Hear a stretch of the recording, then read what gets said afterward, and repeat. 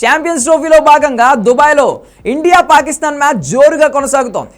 భారత బౌలర్ల దాటికి పాక్ బ్యాటర్లు చిత్తు అయ్యారు.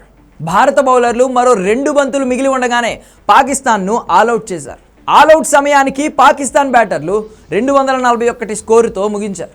ఇన్నింగ్స్ బ్రేక్ అనంతరం భారత బ్యాటర్లు బరిలోకి దిగారు. బౌలింగ్తో ఎలా భయపెట్టారో బ్యాటింగ్తో అంతకు మించి భయపెడుతున్నారు. ఇండియా పాకిస్తాన్ మ్యాచ్ అంటే క్రికెట్ ప్రియులు ఎంతో ఆసక్తిగా చూస్తారు.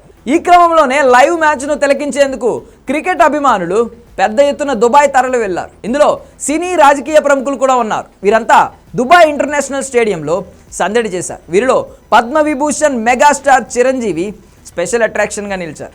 మెగాస్టార్తో పాటు ఖైరతాబాద్ డిసిసి అధ్యక్షుడు రోహిన్ రెడ్డి మ్యాచ్ను తిలకిస్తున్నారు. మరోవైపు ఏపీ విద్యాశాఖ మంత్రి నారా లోకేష్ తన ఫ్యామిలీతో కలిసి దుబాయ్ వెళ్లారు.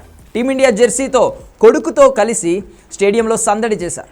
లోకేష్తో పాటు ఎంపీ కేసినేని చిన్ని సహా పలువురు టీడీపీ ప్రముఖులు దుబాయ్కు వెళ్లారు. ఇక పుష్ప సినిమాతో ఇండస్ట్రీ రికార్డులను తిరగరాసిన డైరెక్టర్ సుకుమార్ కూడా తన ఫ్యామిలీతో కలిసి దుబాయ్కు వెళ్లారు.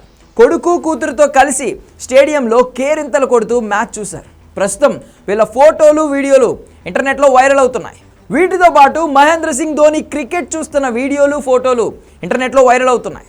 ప్రస్తుతం ధోని యాక్టర్ సన్నీ డియోల్తో కలిసి ఒక యాడ్ షూట్ చేస్తున్నాడు. ఈ యాడ్ సెట్లోనే ప్రొజెక్టర్ పెట్టుకుని మరి మ్యాచ్ చూస్తూ ఎంజాయ్ చేస్తున్నాడు ధోని.